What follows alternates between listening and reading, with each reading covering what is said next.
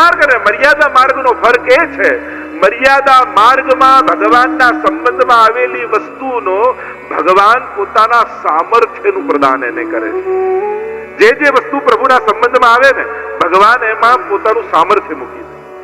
પણ પુષ્ટિ માર્ગમાં ભગવાન પોતાનું સામર્થ્ય વસ્તુમાં નથી મૂકતા, પોતાનું સ્વરૂપ એમાં મૂકી દેતા હોય. એટલે જ અહીંયા સ્વીકાર નથી, અંગીકાર છે. અંગ રૂપ બનાવી દે છે. એટલે જે વસ્તુઓ પ્રભુ કે મહાપ્રભુ કે આચાર્યોના સંબંધમાં આવી એમને તદરૂપ માનવી જોઈએ, ભગવદ રૂપ માનવી જોઈએ. પાદુકાજીમાં વલ્લભ છે, શ્યામદાસ સુતારની વાર્તા આવે છે. કેવી આસક્તિ શ્રી વલ્લભના ચરણારવિંદમાં. બાળક છે પણ વલ્લભને જોયા વગર જળ લેતા નથી. 84 વૈષ્ણવની એક વાર્તા વાંચો તો રૂવાડા ઉભા થઈ જાય. કેવા કેવા ભગવદીઓ મહાપ્રભુજીના સેવકો થયા છે. અદ્ભુત ચરિત્રો છે 84 વૈષ્ણવમાં. અને આજ્ઞા કરી કે મારા વંશમાં પણ મારું સ્વરૂપ છે. આટલા તત્વોની ચર્ચા અત્યારે એમાં વિસ્તાર નથી કરતો, આગળ જેમ વિસ્તાર થશે એમ કરીશું. પણ આટલા સ્વરૂપે મહાપ્રભુજી આજે પણ ભૂતલ પર પ્રગટ બિરાજે છે, પ્રગટ સ્વરૂપે બિરાજે. એટલે હું તો ઘણી વાર કહું ને કે તમે કોઈ જગ્યાએ જાઓ અને કોઈ દુકાનવાળાને કહો મારી પાસે કાગળનો ટુકડો છે, એના બદલામાં તું કંઈક આપીશ. કાગળના બદલામાં શું મળે? પણ જ્યાં તમે 2000 ની નોટ કાઢો ને ગવર્મેન્ટનો સિક્કો જુઓ તો 2000 ના બદલામાં જે આવતું એ બધું આપીશ. એમ વલ્લભ કુલમાં પણ દૂરથી જુઓ તો મનુષ્ય આકૃતિ, સાધારણ મનુષ્ય જેવા લાગે. પણ જ્યારે મહાપ્રભુજીએ મારેલો સિક્કો જુઓ ને કે સ્વવંશે સ્થાપિતા શેષ સ્વ મહાત્મ્ય સ્મયાપહ, ત્યારે જે મહાપ્રભુજી આપી શકે એ જ આશીર્વાદ વલ્લભ કુલ પણ આપી શકે.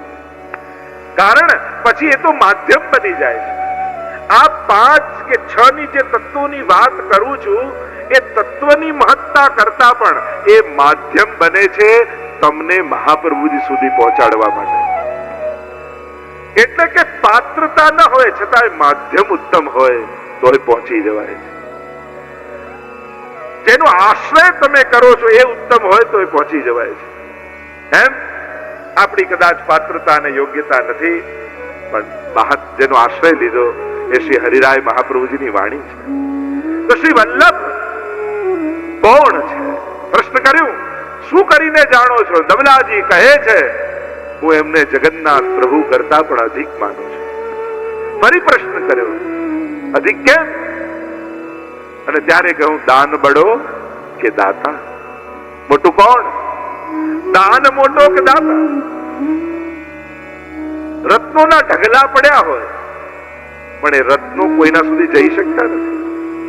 મોટો તો આપનારો છે કે જે લેનાર સુધી પહોંચાડે છે. એમ શ્રીનાથજી બાબા દાન છે પણ દાતા તો મહાપ્રભુજી છે. એટલે તો શ્રીનાથજીને પ્રભુ કહીએ છે પણ આપનારા વલ્લભને મહાપ્રભુ કહીએ છે કે જે કોઈ ના આપી શકે એનું દાન કરનારા શ્રી મહાપ્રભુજી છે. તે શ્રી વલ્લભ સાખી જે ચર્ચા કરવા જઈ રહ્યા છે, સૌથી પહેલા એ વલ્લભ તત્વને સમજવું પડે. કોણ છે વલ્લભ તત્વ? સાધારણ લોકો જેમ કોઈ આચાર્ય માને, કોઈ ગુરુ માને, કોઈ સંત માને, કોઈ મહાત્મા માને, પણ શું પુષ્ટિ માર્ગીય વૈષ્ણવ પણ એ જ દ્રષ્ટિએ મહાપ્રભુજીને જુએ છે? તો કે ના. આપણે ત્યાં મહાપ્રભુજીનું આરાધન 3 સ્વરૂપે થાય છે, જે ધ્યાનમાં આપણે બોલીએ છીએ. વલ્લભ સાખી સમજતા પહેલા શ્રી વલ્લભ નામને સમજવું જરૂરી છે. કારણ કે અનેક સાખીઓ, આ પ્રત્યેક 100 સાખીઓમાં આ 3 રૂપ દ્વારા શ્રી હરિરાયજી આપણને સમજાવશે. આ 3 રૂપ, રૂપમ તત ત્રિતયાત્મકમ, મહાપ્રભુજીને જે 3 સ્વરૂપે આરાધન પુષ્ટિ માર્ગમાં છે. સરળ અને સાદી ભાષામાં સમજાવવાની વાત કરું, બહુ મૂળમાં નહીં જઈએ. પહેલું સ્વરૂપ મહાપ્રભુજીનું આનંદાય નમઃ, જે સર્વોત્તમ સ્તોત્રમાં કહ્યું. અને એ કહીને સાક્ષાત વસ્તુતઃ કૃષ્ણ એવ, સાક્ષાત કૃષ્ણ પોતે શ્રી વલ્લભ સ્વરૂપે ભૂતલ પર પધારે. આ મહાપ્રભુજીનું પ્રથમ સ્વરૂપ. અને આપણે ત્યાં ઠાકોરજી રૂપે તેહી કછું ન સંદેહી. આ દ્રઢ ભાવ પ્રત્યેક પુષ્ટિ માર્ગીય વૈષ્ણવમાં હોવો જ જોઈએ. હરિરાયજી તો ત્યાં સુધી શિક્ષાપત્રમાં કહે છે, જો બંનેમાં ભેદ જુએ તો એને આસુરી જાણવું. લેશ માત્ર ક્ષણવાર માટે પણ ક્યારે પણ બંનેમાં ભેદ બુદ્ધિ પ્રગટીને તો માનજો કે લાવ એક સર્વોત્તમનો પાઠ કરી લઉં, મારામાં આવો દુર્વિચાર આવ્યો જ કેમ? આ પણ એક દુર્વિચાર છે. ખોટો વિચાર એટલે ખરાબ વિચાર નહીં. જે વિચાર થકી ભગવાનમાં અભાવ આવે ને એ પ્રત્યેક વિચાર દુર્વિચાર છે ભગવદીય માટે. જે વિચાર થકી ભગવાનમાં અવિશ્વાસ પેદા થાય, શંકા પેદા થાય, ચિંતા પેદા થાય, એ પ્રત્યેક વિચાર દુર્વિચાર છે. આપણે ત્યાં દુર્જન કે દુષ્ટ વ્યક્તિ એ કોઈ બગડેલો ને ખરાબ ને કોઈ બહુ વ્યસની એને જ નથી માનતા. જે પોતાના ઈષ્ટથી દૂર એ જ દુષ્ટ. જે પોતાના સેવ્ય આરાધ્યથી દૂર છે એટલે કે બહિર્મુખ છે એને જ આપણે ત્યાં દુષ્ટ કહે. એટલે એક ક્ષણવાર માટે પણ એ વિચાર. એટલે તો ત્યાં કહ્યું ને કે સુરદાસજીનું પ્રસિદ્ધ પદમાં આપણે પણ ચર્ચા કરીએ છીએ કે તમે 1.25 લાખ પદ ઠાકોરજીના રચ્યા, મહાપ્રભુજીને એકે ન ગાય કીર્તન, એકે પદ ન ગાય. સુરદાસજીએ કહ્યું ન્યારો દેખતો જો ન્યારો ગાતો. જો ઘણી વાર 84 વૈષ્ણવમાં બધા વન લાઇનર છે ને એ ઘરમાં લખી રાખવા જેવા છે. ઘણી વાર એમ થાય જો ઠાકોરજી કરશે તો એવું કંઈક આપણે બહાર પાડીશું. એ ઘણા ભગવદીઓ અને આચાર્યોના મુખે જે અમુક શબ્દો નીકળ્યા છે ને એને વાગોળતા રહેવા જેવા છે. જે મોટા મોટા ગ્રંથો જે કામ ન કરી શકે ને એ ભગવદીઓના મુખમાંથી નીકળેલા એક વાક્યો કરી નાખે. ન્યારો દેખતો તો ન્યારો ગાતો. બે જુદા જોયા હોત તો જુદા નામથી બે પદ રચ્યા હોત. મેં તો જ્યારે જ્યારે શ્રીજીને જોયા તેમના રૂવાડે રૂવાડે વલ્લભ જ દેખાયા છે. જાકે રોમ રોમ પ્રતિ પ્રકટિત કોટી ગોવર્ધન રાઈ, શ્રી વલ્લભ બરનું કહા બડાઈ. રૂવાડે રૂવાડે વલ્લભ દેખાયા. અને જ્યારે જ્યારે વલ્લભને જોયા ત્યારે એના રોમ રોમમાં મને શ્રીજી દેખાયા. કરોડો ગોવર્ધનનાથ દેખાયા અને ગોવર્ધનનાથના મુખમાં મને વલ્લભ દેખાયા. ક્યારે ભેદ જોયા? અને તે દ્રઢઈને ચરણન કેર સૂર કહા કહે દ્વિવિધ આધરો બિના મોલ કો ચહેરો. દ્વિવિધ જેને બે નથી દેખાતા એવો આંધળો છે. એટલે કે જેને વલ્લભ અને કૃષ્ણ બે દેખાય એ બધા આંધળા જ છે. રામદાસજી ની વાર્તામાં આવે ને કે જ્યાં મીરાબાઈએ કહ્યું કે ઠાકોરજીનું પદ ગાઓ ને મહાપ્રભુજીની બધાઈ ગઈ. ફરી કહ્યું પ્રભુનું ગાઓ તો ફરી વલ્લભનું ગાયું. અત્યારે નારાજ થયા. કહ્યું કે મેં ઠાકોરજીનું કહ્યું વલ્લભનું કેમ ગાઉં છું? કે તું બે ભેદ કેમ જોવે? અમારા માટે તો બંને એક જ છે. એહી તેહી તેહી એહી કછું ન સંદેહી. એટલે કે મહાપ્રભુજી આપણે ત્યાં કૃષ્ણ રૂપે આરાધ્ય છે. સાક્ષાત શ્રી કૃષ્ણ, સાક્ષાત શ્રી કૃષ્ણ વલ્લભ છે. અને આમ શ્રી મહાપ્રભુજી અને ઠાકોરજીના ભેદ કરીને જાણે છે. બીજું સ્વરૂપ શ્રી મહાપ્રભુજી આપણે ત્યાં જે આરાધ્ય છે એ છે સ્વામીજી સ્વરૂપે. સાક્ષાત સ્વામીજી જ મહાપ્રભુજી રૂપે ભૂતલ પર પધાર્યા.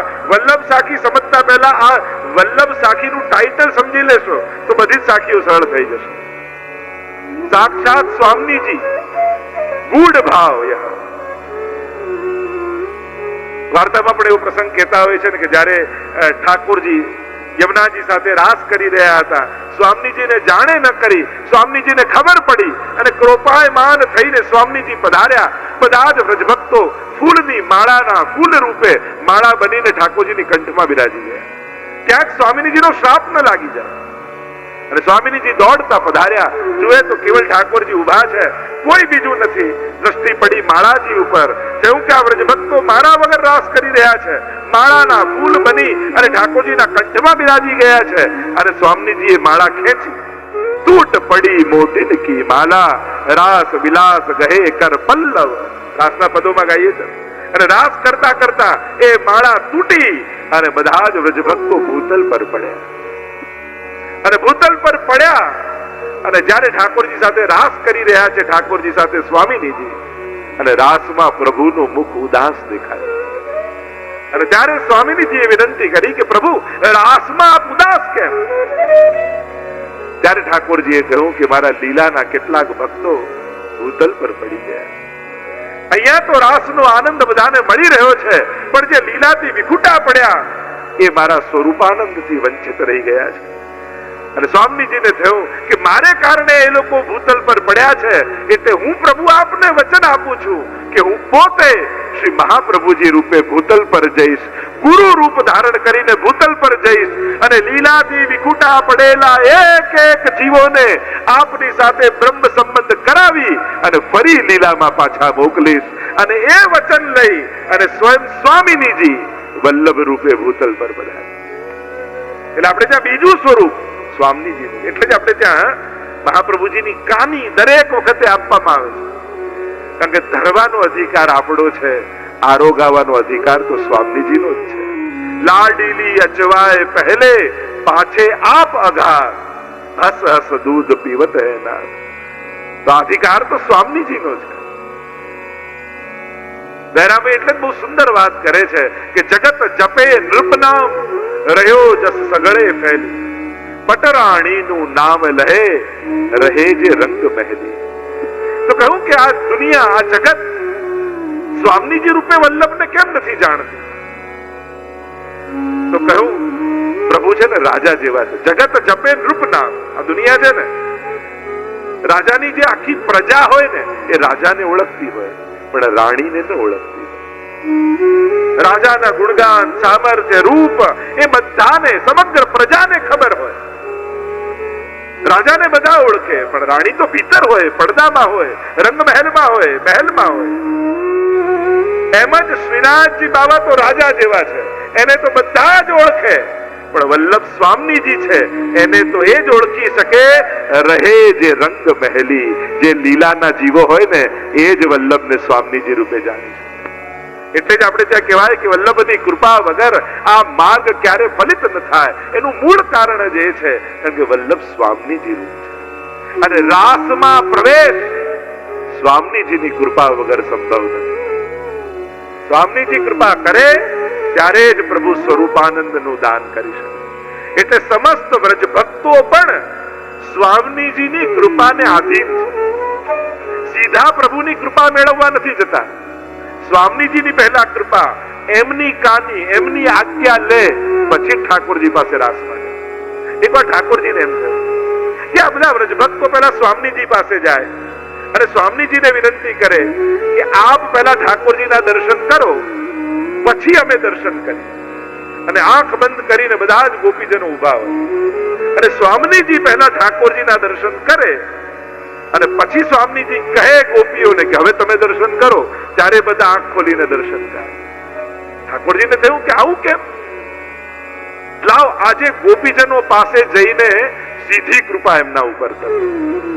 અને આમ વિચાર કરી ઠાકોરજી સોળે શણગાર સજી અને ગોપીજનો જ્યાં ઠાડા હતા નેત્રો બંધ કરી અને ત્યાં ઠાકોરજી સન્મુખ આવીને ઉભા રહી ગયા અને કહેવા લાગ્યા, ગોપીજનો તમે નેત્રો બંધ કરીને ઉભા છો, આજે સ્વામીજીને ખબર ન પડે એ રીતે સીધો હું આપની પાસે આવ્યો છું, નેત્રો ખોલો અને મારા દર્શન કરી દો.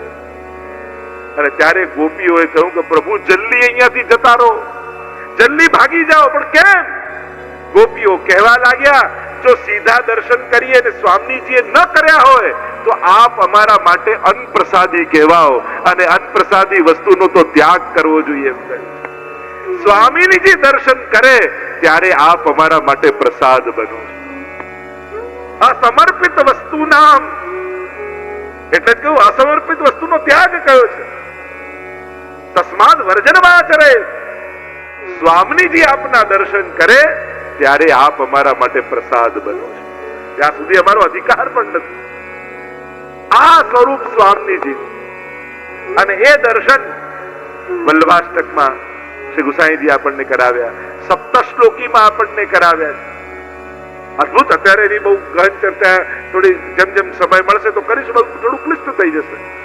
પણ શ્રીમદ વૃંદાવનેન્દુ પ્રકટિત રસિકાનંદ સંદોહ રૂપ સ્ફુર્જત્રાસાદિ લીલા મૃદલી પરાક્રાંત સર્વોપી સસ્વત તસ્સૈ આત્માનુભાવ એમ વલ્લભાષ્ટકમાં જે સ્વરૂપનું દર્શન શ્રી ગુસાઈજી પ્રભુ ચરણ જે આપણને કરાવે છે, જે સ્વામીની ભાવ એ સ્વામીજીનું સ્વરૂપ શ્રી મહાપ્રભુજીનું છે. જો આ ત્રણેય સ્વરૂપ સમજી જશો તો બધી જ હરિરાયજીની વાત સમજમાં આવી જશે.